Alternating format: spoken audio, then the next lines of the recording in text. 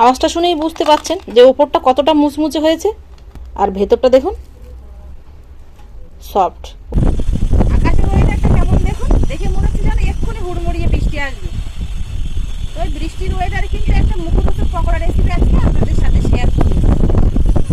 এই পকোড়াটা যেমন হেলদি হবে তেমন খেতেও টেস্টি হবে আর সুস্বাদু হবে। আপনারা ভিডিওটা স্কিপ না করে প্রথমের থেকে শেষ পর্যন্ত দেখবেন, আশা করছি আপনাদের ভীষণ ভালো লাগবে। আর এই পকোড়াটা একটা নতুন উপকরণ দিয়ে বানাবো। আপনারা এর আগে খেয়েছেন কিনা জানি না, তবে না খেয়ে থাকলে অবশ্যই একবার বানিয়ে খেয়ে দেখবেন। কিছু ভুট্টার দানা বাড়িতে ছিল, তো ভাবলাম বাগানে একটু ছড়িয়ে দিই। তো বাগানে ছড়িয়ে দিয়েছি, বেশ অনেক কটা গাছ হয়েছে। এবার নিজের হাতে বানানো সেই গাছে ফল এসেছে, আপনাদের দেখাচ্ছি যে কতটা সুন্দর হয়েছে আর কতগুলো ভুট্টা হয়েছে। দেখুন এখানে বেশ কটা গাছ রয়েছে আর এই যে হয়েছে দেখুন ভুট্টা। এইগুলো হলো দেশি ভুট্টা, এগুলো এখনো হয়নি, ছোট ছোট, এর মধ্যে এখনো হয়নি। এগুলো এখনো ছোট সব, এই যে বেরোচ্ছে এর মধ্যে এখনো হয়নি। এইটা একটু বড় আছে, এর মধ্যে হয়েছে।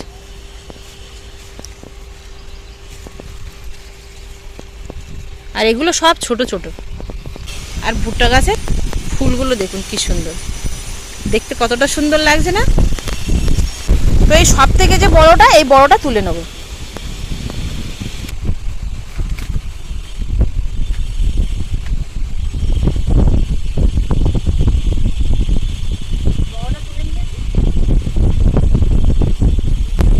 এই একটা দিয়েই বানাবো আমি। এবার চলে যাবো রান্নাঘরে। আরগুলো সব ছোট ছোট, তো সেই জন্য। এবার ওপরের খোসাগুলো ছাড়িয়ে নেব।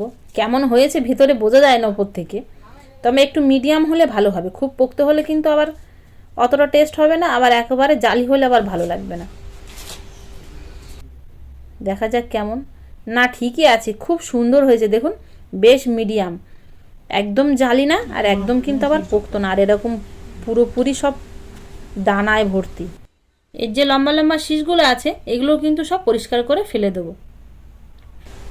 দেখুন কতটা সুন্দর দেখাচ্ছে। ভুট্টার খোসাটা ছাড়িয়ে নিয়েছি। ভুট্টা কিন্তু খুব একটা পোক্ত না, আবার খুব একটা কিন্তু জালি না, মিডিয়াম বেশ হয়েছে। তো এরকম দেখে নেবেন। আর একটু যদি পোক্ত হয় তাহলে অসুবিধে নেই, তবে একটু যদি পোক্ত হয় তাহলে গ্রেট করে নেবেন, তাহলে খুব ভালো হবে। আর নইলে আপনারা এর থেকে ছাড়িয়ে নিয়ে তারপরে মিক্সারে এক দুবার একটু ঘুরিয়েও নিতে পারেন। তবে একটু মোটামুটি নরম আছে, সেই জন্য কিন্তু আমি ছুরি দিয়ে কেটে নেব।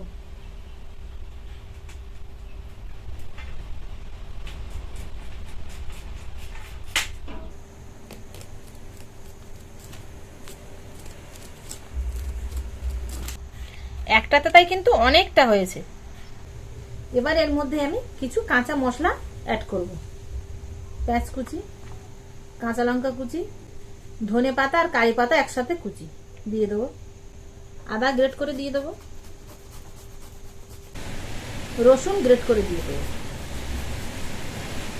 হলুদ গুঁড়ো, স্বাদ মতো লবণ, সামান্য পরিমাণে লঙ্কার গুঁড়ো, কাঁচা জিরের গুঁড়ো, তবে একদম মিহি গুঁড়ো না, দেখুন হালকা একটু এরকম গুঁড়ো করে নেওয়া। এর মধ্যে আমার বেসন দেবো, তবে বেশি পরিমাণে বেসন দেবো না, কিন্তু 2 চামচ মতো দেবো। জল দেবো না, এইভাবে এর সাথে মাখিয়ে নেব। লবণ দিয়েছি, এর থেকে জল ছাড়বে।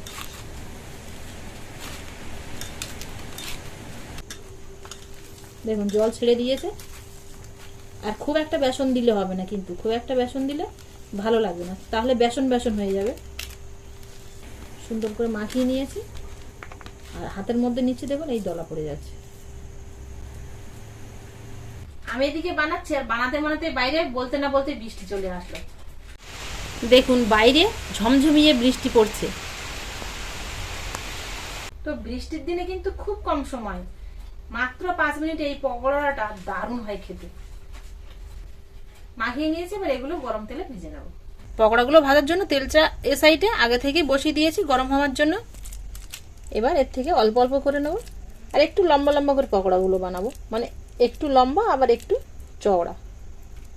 দেখুন ঠিক এরকম।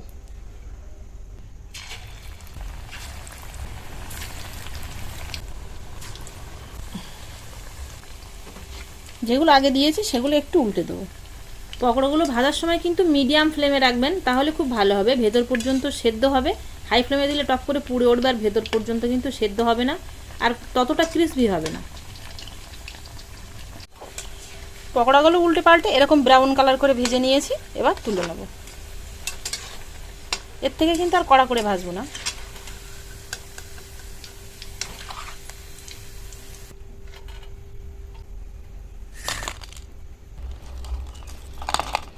আওয়াজটা শুনেই বুঝতে পারছেন যে ওপরটা কতটা মুচমুচে হয়েছে। আর দেখুন ঠিক ওপরটা এরকম মুচমুচে আর ভেতরটা দেখুন সফট।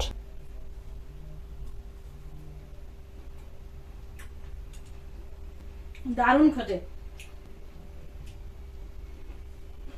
বৃষ্টির দিনে এরকম স্বাস্থ্যকর পকোড়া থাকলে চায়ের সাথে আর কিছুই লাগবে না। আপনাদের যদি চায়ের সাথে কোনো স্বাস্থ্যকর পকোড়া খেতে ইচ্ছে হয় তাহলে মাত্র 5 থেকে 10 মিনিটের মধ্যে এই পকোড়াটা বানিয়ে খেয়ে দেখতে পারেন কেমন হয়, তারপরে আমাকে কমেন্টে জানাবেন। ভালো লাগলে লাইক করতে ভুল করবেন না। আবারও দেখা হবে আপনাদের সাথে পরবর্তী নতুন কোনো ভিডিওতে। ততক্ষণ আপনারা সবাই ভালো থাকবেন, সুস্থ থাকবেন।